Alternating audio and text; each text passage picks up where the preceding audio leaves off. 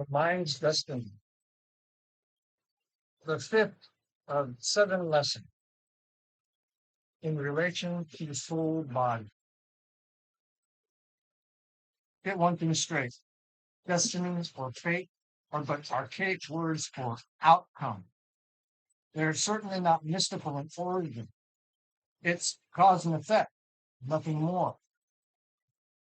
What one abides with, feeds on, and lives upon, yea, everything one says and thinks is what becomes of one's soul body. That which propagates an animal species, the seed of a mighty redwood tree, grass blades, and sapiens, etc., alike, is an active dynamic or force moving within the material realm of activity, expressing itself thusly. See, intention is that which moves or brings things forth to fruition, meaning every action comes with its own byproduct, condition, consequence, and conclusion. It is an immovable law, after all, none other than the first thought of creation which bore its own fruit to fruition from the beginning. So to scripturally speak roundaboutly is spoken in the quote and flows words of the cloth. But this and that ain't even close to half the impartial truth, for it follows to reason.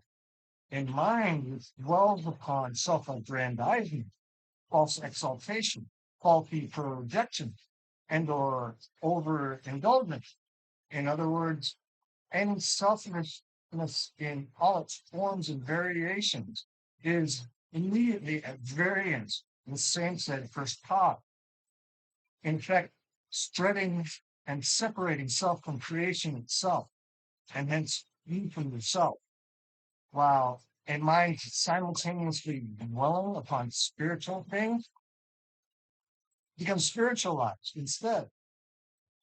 Then again, before we even came into matter, our will, through the mind, was able to give rise to discord and strife, and thus schisms, division, and warfare. As below, so it is above. Wouldn't or shouldn't you know? And it's an internal battle of duality between the thought or flattery sides of life and living life, most harmonious, the negative and positive or feminine and masculine aspects of our very natures, which affects one and all accordingly. It's not complicated, nor was it ever meant to be. Rather, it is and are the choices one makes which determine the outcome or destiny and fate of the soul body.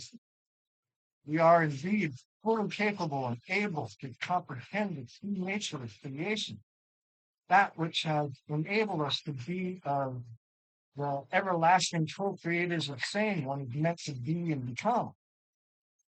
Where, when our thinking and thoughts are constructed, do we create the knowledge and understanding in the experience for others of this and that oneness with everything else alive and kicking. And though flesh and blood is born and dies in the physical plane, as all matter does, one's soul does not, for it is an indestructible gift of life itself, yet only through patience may be truly possessed. See?